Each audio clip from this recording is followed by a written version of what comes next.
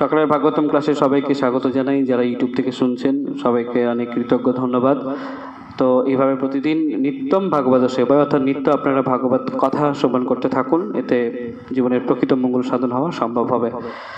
তো আজকে আমরা পাঠ্য পড়তে চলেছি শ্রীমদ্ ভাগবত স্কন্ধ 1 অধ্যায় 3। শ্রীকৃষ্ণ হচ্ছেন সমস্ত অবতারের উৎস। ঋষিদের প্রশ্ন ছিল না, সেই প্রশ্নের উত্তরে এই অধ্যায়টা চলছে। তো আমরা আগের দিন পড়েছি যে পুরুষ অবতার, শ্রীকৃষ্ণ হচ্ছেন সমস্ত অবতারের উৎস, সমস্ত অবতারের উৎস। এই যে পুরুষ অবতারের উৎস কে, তাহলে কৃষ্ণ।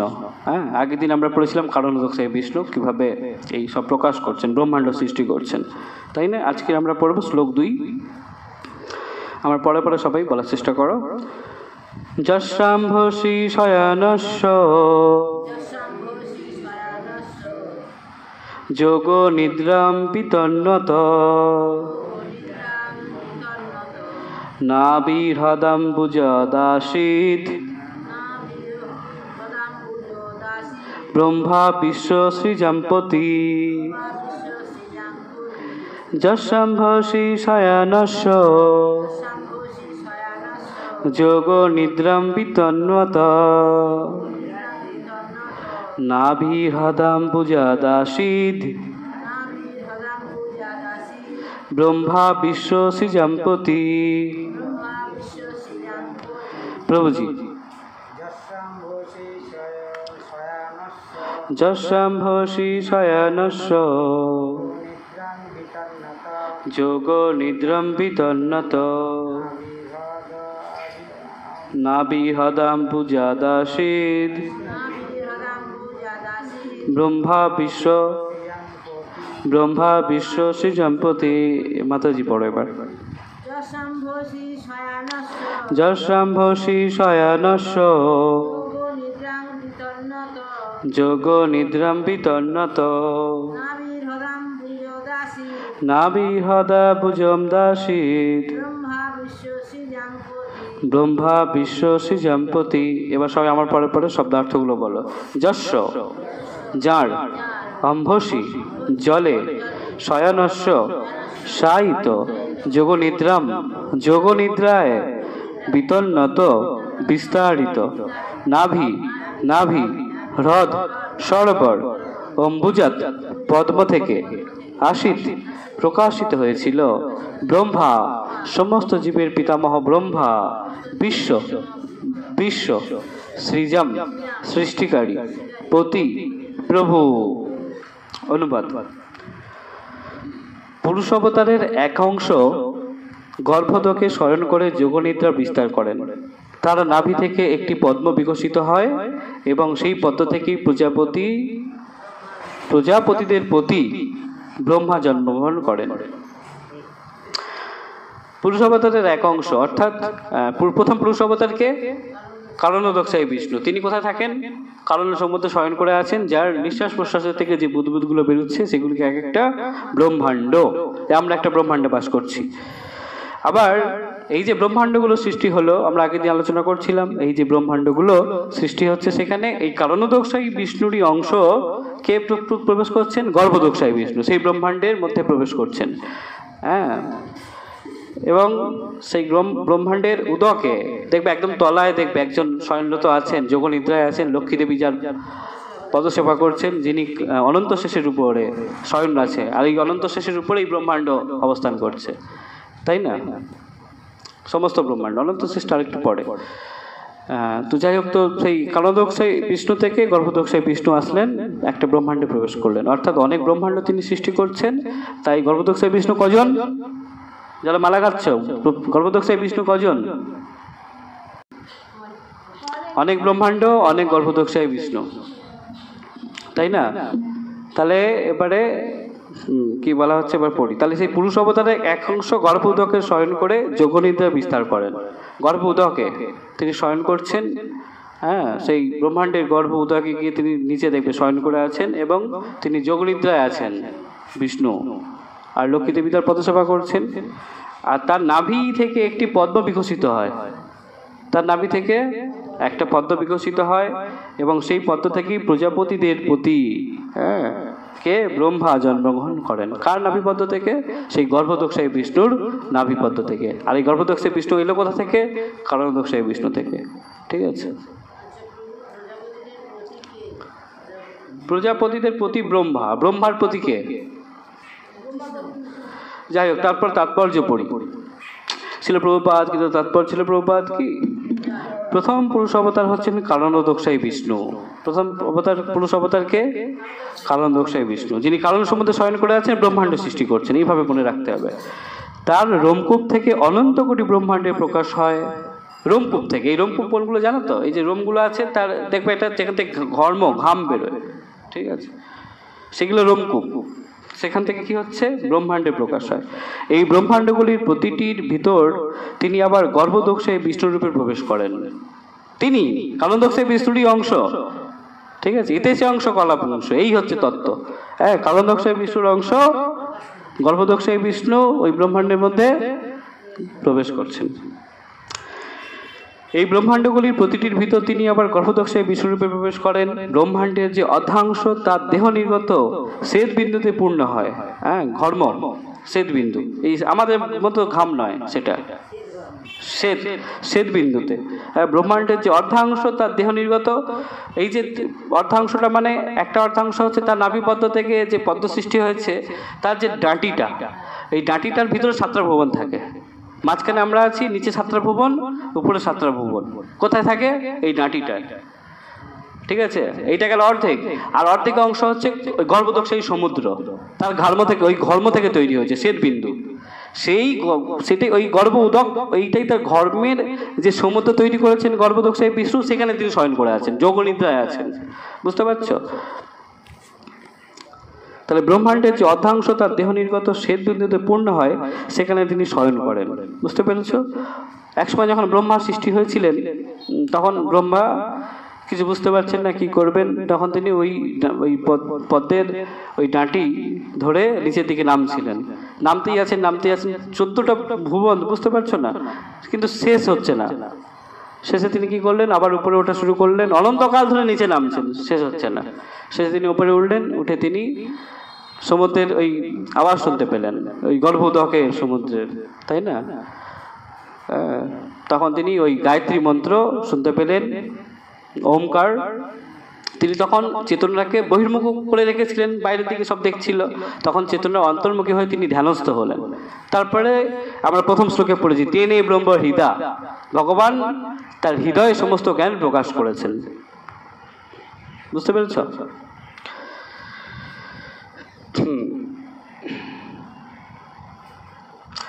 এই গর্ভদোষায়ী বিষ্ণুর নাভি সরোবর থেকে একটি পদ্ম প্রকাশিত হয়। তাহলে কোন বিষ্ণুর? গর্ভদোষায়ী বিষ্ণুর থেকে নাভি প্রকাশিত হয়। সেটি হচ্ছে সমস্ত জীব এবং ব্রহ্মাণ্ডের কার্যকলাপ পরিচালনকারী প্রজাপতিদের আদি পিতা ব্রহ্মার আবির্ভাব স্থান।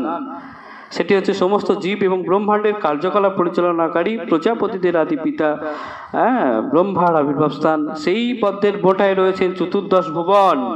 এই যে এক্ষুনি বলছিলাম 14 ভুবনটা কোথায় রয়েছে? ওই যে পদ্মফুল উঠলো, ওই পদ্মফুলের ডাঁটিতে 14 ভুবন। হ্যাঁ, তাহলে বুঝতে পারছো কত বড় পদ্ম। এই গর্ভদোষায়ী বিষ্ণুর নাভি সরোবর থেকে একটি পদ্ম প্রকাশিত হয়। সেটি হচ্ছে সমস্ত জীব এবং ব্রহ্মাণ্ডের কার্যকলাপ পরিচালনকারী প্রজাপতিদের আদি পিতা ব্রহ্মার আবির্ভাব স্থান। সেই পদ্মের বোটায় রয়েছে 14 ভুবন এবং আমাদের এই ভূমণ্ডল তার মধ্যভাগে অবস্থিত। মানে আমাদের নিচে 7টা, উপরে। তার ঊর্ধ্বে রয়েছে উন্নত লোকসমূহ, অর্থাৎ আমাদের থেকে উপরে যে লোকগুলো আছে 7টা, সেগুলো সব উন্নত, আস্তে আস্তে উন্নত লোক। এবং সর্বোচ্চ লোক হচ্ছে ব্রহ্মলোক। হ্যাঁ, সবচেয়ে উপরে ব্রহ্মা আছে না পদ্মের উপরে, নাটির উপরে কি পদ্ম, তো এইটা শেষ হচ্ছে ব্রহ্মলোক বা সত্যলোক। আর ভূমণ্ডলের নিচে রয়েছে, আমরা যেটা আছি সেটা ভূমণ্ডল। ভূমণ্ডলের নিচে রয়েছে 7টি লোক। সেটা কি? সেখানে হচ্ছে পাতাল লোক। হ্যাঁ, 7টি পাতাল লোক। সেখানে সব অসুর এবং এই ধরনের অন্যান্য জড়জীবেরা বাস করে। নিম্নগামী যারা হচ্ছে তারা আরো নিচের দিকে যাচ্ছে। গর্ভদোষায়ী বিষ্ণু থেকে ক্ষীরোদোষায়ী বিষ্ণুর প্রকাশ হয়। এবার দেখো, প্রথম তাহলে কারণদোষায়ী বিষ্ণু, কারণদোষায়ী বিষ্ণু থেকে গর্ভদোষায়ী বিষ্ণু। এখন কে আসছে? ক্ষীরোদোষায়ী বিষ্ণুর প্রকাশ হচ্ছে, যিনি হচ্ছেন সমস্ত জীবের পরমাত্মা। অর্থাৎ আমাদের পরমাত্মার নাম কি? সব গাল হাঁ করে আছে। এই যে এক্ষুনি বললো তিনি হচ্ছেন সমস্ত জীবের পরমাত্মা, অর্থাৎ কে? ক্ষীরোদকশায়ী বিষ্ণু হচ্ছেন আমাদের সমস্ত জীবের হৃদয়ে বসবাসরত ভগবান পরমাত্মা। কে? ক্ষীরোদকশায়ী বিষ্ণু। তাকে বলা হয় হরি, এবং তার থেকে ব্রহ্মাণ্ডের সমস্ত অবতারদের প্রকাশ হয়। এই ব্রহ্মাণ্ডের যে সমস্ত অবতারগুলো আসছেন সব ক্ষীরোদকশায়ী বিষ্ণু থেকে আসছেন। হ্যাঁ, বুঝতে পারছো? এই ক্ষীরোদকশায়ী বিষ্ণু থেকে সমস্ত আমাদের ব্রহ্মাণ্ডের যে অবতারগুলো আসছেন, আমাদের ব্রহ্মাণ্ডে যারা এসছেন, বরাহ, কুর্ম, হ্যাঁ, বামন, নরসিংহ, এনারা সব আসছেন এই ক্ষীরোদকশায়ী বিষ্ণু থেকে। এতে অংশ কলা বংশ। এইভাবে তিনটি রূপে পুরুষ অবতারের প্রকাশ হয়। বলো পুরুষ অবতারগুলো তিনটি, তাহলে কি কি? কালন্দকশায়ী বিষ্ণু, ক্ষীরোদকশায়ী বিষ্ণু এবং গর্ভদকশায়ী বিষ্ণু। প্রথমে কালন্দকশায়ী বিষ্ণু, যিনি মহত্তত্ত্ব আদি সমস্ত জড় উপাদানগুলো সৃষ্টি করেন। হ্যাঁ, সমস্ত জড় উপাদানগুলো সৃষ্টি করছেন। 16টা জড় উপাদান আগের দিন পড়েছিলাম। কি কি? 5টা মহাভূত, 5টা জ্ঞানেন্দ্রিয়, 5টা কর্মেন্দ্রিয়, 5 5 10, 5টা মহাভূত 15 আর 16 মন। এই হচ্ছে জড় উপাদান মহত্তত্ত্ব তিনি প্রকাশ করছেন, অর্থাৎ কালন্দকশায়ী বিষ্ণু, যিনি মহত্তত্ত্ব আদি সমস্ত জড় উপাদানগুলি সৃষ্টি করেন। দ্বিতীয় হচ্ছেন গর্ভদকশায়ী বিষ্ণু, যিনি প্রতিটি ব্রহ্মাণ্ডে প্রবেশ করেন। এবং তৃতীয় হচ্ছেন ক্ষীরোদকশায়ী বিষ্ণু, যিনি সজীব অথবা নির্জীব সমস্ত জীব, সমস্ত জড়বস্তুরই পরমাত্মা। সমস্ত জড়বস্তু পরমাত্মাকে তাহলে ক্ষীরোদকশায়ী বিষ্ণু, কালন্দকশায়ী বিষ্ণু, গর্ভদকশায়ী বিষ্ণু, ক্ষীরোদকশায়ী বিষ্ণু। যিনি পরমেশ্বর ভগবানের এই রূপগুলি সম্বন্ধে অবগত, তিনি ভগবানকে যথাযথভাবে জানেন, এবং এইভাবে ভগবান সম্বন্ধে অবগত হয়ে জীব জন্মমৃত্যু জড়ব্যাধি সমন্বিত জড়জগতের বন্ধন থেকে মুক্ত হন। সে কথা ভগবদ গীতায় প্রতিপন্ন হয়েছে। জন্মকর্মচ মে দিব্যম এবং জৈবেতি তত্ত্ব। হ্যাঁ, ত্যাক্তা দেহ পুনর্জন্ম নৈতি মামিতি সহর্জুন। আমার জন্মকর্ম সব দিব্য, কোনো সাধারণ মানুষের মতো ভগবান বলছেন। কৃষ্ণ 4th অধ্যায়। 4th অধ্যায়ের নাম কি? বাস, জ্ঞানযোগ। তো জ্ঞানযোগে ভগবান বলেছেন যে জন্মকর্ম মে দিব্য, আমার জন্মকর্ম সব দিব্য। দিব্য কথার অর্থ কি? কোনো সাধারণ ব্যাপার না, এই জড়জাগতিক নয়। দিব্য অলৌকিক, যেটা লৌকিক না, যেটা এই জগতে আমরা বুঝতে পারি, আমাদের চিন্তা দিয়ে বুঝতে পারি, আমাদের বুদ্ধি দিয়ে বুঝতে পারি, সেগুলো সব লৌকিক। কিন্তু এমন এমন ঘটনা ঘটে যেটা আমাদের বুদ্ধি দিয়ে বুঝতে পারি না। ভূত কি জিনিস বিজ্ঞানীরা এখনো বুঝতেই পারেনি, তারা ওইটাকে বলে অলৌকিক। অলৌকিক ঘটনা।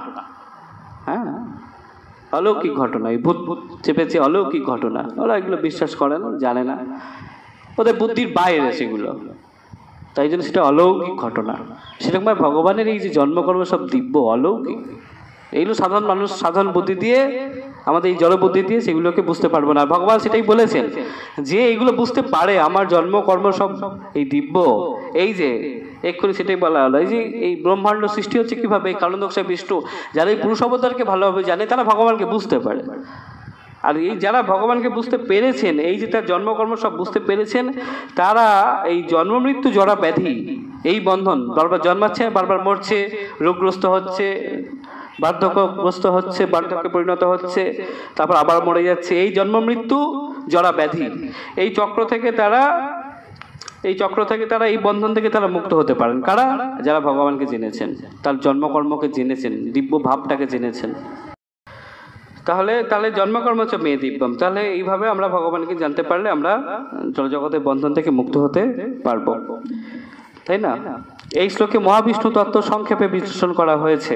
মহাবিষ্ণু তার স্বতন্ত্র ইচ্ছার প্রভাবে চিদাকাশের এক অংশে শয়ন করেন। হ্যাঁ, এইভাবে মহাবিষ্ণু মানে কি? ওই কালন্দকশায়ী বিষ্ণু, ঠিক আছে? হ্যাঁ, মহাবিষ্ণু তার স্বতন্ত্র ইচ্ছার প্রভাবে চিদাকাশের এক অংশে শয়ন করেন। এইভাবে তিনি কারণ সম্বন্ধে শায়িত হন এবং সেখান থেকে তিনি জড় প্রকৃতির প্রতি দৃষ্টিপাত করেন। দৃষ্টিপাতের দ্বারাই জড় প্রকৃতির প্রতি দৃষ্টিপাত করেন, ও তার ফলে তৎক্ষণাৎ মহত্তত্ত্বের সৃষ্টি হয় ভগবানের দৃষ্টির দ্বারাই, তাই না? ভগবানের দৃষ্টির দ্বারাই মহত্তত্ত্ব সৃষ্টি হচ্ছে। দৃষ্টি শক্তির কত তাহলে!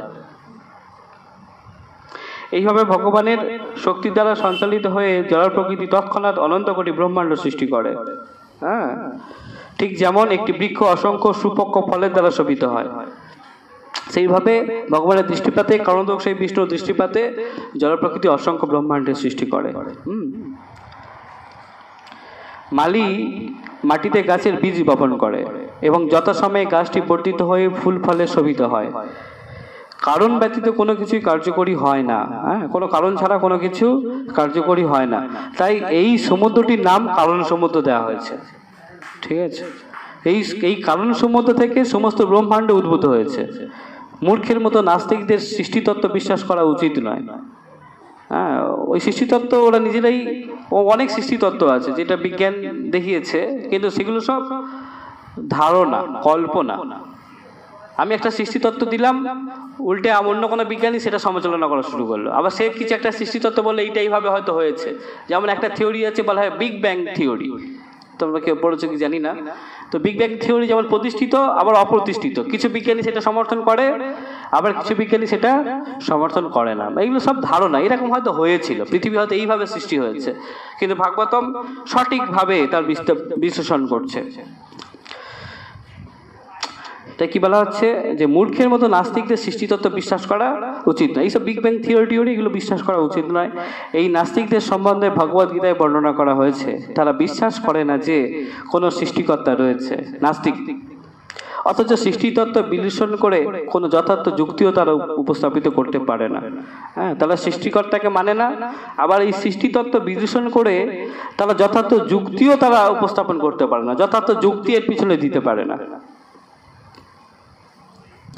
যেমন পুরুষের সংযোগ ব্যতি রেখে কোনো স্ত্রী সন্তান উৎপাদন করতে পারে না, ঠিক তেমনই ভগবানের শক্তি ছাড়াও জড় প্রকৃতির কোনো কিছু সৃষ্টি করার ক্ষমতা নেই। পুরুষ গর্ভ সঞ্চার করে এবং প্রকৃতি প্রসব করে। ছাগলের গলায় গলস্তন দেখতে যদিও স্তনের মতো, কিন্তু তা থেকে যেমন কোনো দুধ পাওয়া যায় না, তেমনি জড় পদার্থ থেকে কোনো কিছু সৃষ্টি হতে পারে না। জড় পদার্থ থেকে কিছু সৃষ্টি হতে পারে যতক্ষণ না ভগবান সেখানে শক্তি সঞ্চার করছেন। আমাদের অবশ্যই পুরুষের শক্তিতে বিশ্বাস করতে হবে, যিনি প্রকৃতির গর্ভে বীজ সঞ্চার করেন। ভগবান যখন যোগনিদ্রায় শায়িত হলেন, তখন জড় প্রকৃতি অসংখ্য ব্রহ্মাণ্ড সৃষ্টি করলেন। তারপর প্রতিটি ব্রহ্মাণ্ডে ভগবান গর্ভদক্ষে বিষ্ণুরূপে শায়িত হলেন। এইভাবে ভগবানের ইচ্ছার প্রভাবে বিভিন্ন গ্রহ নক্ষত্র এবং উপাদান তৎক্ষণাৎ সৃষ্টি হলো। ভগবান অনন্ত শক্তির অধীশ্বর, তাই যদিও তার করণীয় কিছুই নেই, তবুও তিনি তার ইচ্ছা অনুসারে নিখুঁত পরিকল্পনা সহকারে সবকিছুই করতে পারেন। ভগবানের সমান বা ভগবানের থেকে মহৎ কেউই নেই, সেটি হচ্ছে বেদের সিদ্ধান্ত। অর্থাৎ যেভাবে পুরুষ ব্যতীত স্ত্রী কোনো সন্তান প্রসব করতে পারে, যে কোনো ক্ষেত্রেই, স্ত্রী পশু, স্ত্রী মানুষ হোক, পুরুষ ছাড়া, ঠিক সেভাবে ভগবানের শক্তি ব্যতীত এই জড় পদার্থ কিভাবে নিজেকে বিস্তার করতে পারে, একটা জড় পদার্থ থেকে একটা জড় পদার্থ বা তার চেতনা কিভাবে আসতে পারে। এই জগৎ তৈরি হচ্ছে ভগবানের শক্তির প্রভাবে, ভগবানের শক্তির প্রকাশ। কারণ দক্ষে বিষ্ণু এই মহত্তত্ত্ব, এই জড় পদার্থ তৈরি করলেন 16টা, সেই থেকেই সবকিছু জড় পদার্থ সব তৈরি। তাহলে এখানে থেকে কি সিদ্ধান্ত? 3টি পুরুষ অবতার, যারা এই সৃষ্টি তত্ত্বে যারা অংশগ্রহণ করছেন, এই সৃষ্টিকে করার জন্য ভগবান শ্রীকৃষ্ণ এই পুরুষ অবতার রূপে প্রকাশ করেছেন নিজেকে, এই সৃষ্টি করার জন্য, তাই না, জড়জগৎ। তাহলে শ্রীকৃষ্ণ হচ্ছেন সমস্ত অবতারের উৎস, অর্থাৎ পুরুষ অবতারের উৎস কে তাহলে? ভগবান শ্রীকৃষ্ণ। কোনো প্রশ্ন আছে? নেই? তাহলে আজকের এই পর্যন্ত বিশ্রাম। বাঞ্ছা কল্পতরুভ্যশ্চ কৃপা সিন্ধুভৈব চ পতিতানাং পাবনেভ্য বৈষ্ণবেভ্যো নমো নমঃ। অনন্ত আনন্দ কোটি বৈষ্ণববৃন্দ কি জয়, শ্রীল প্রভুপাদ কি জয়, নিতাই গৌর প্রেমানন্দে। হরি হরি হরি বল।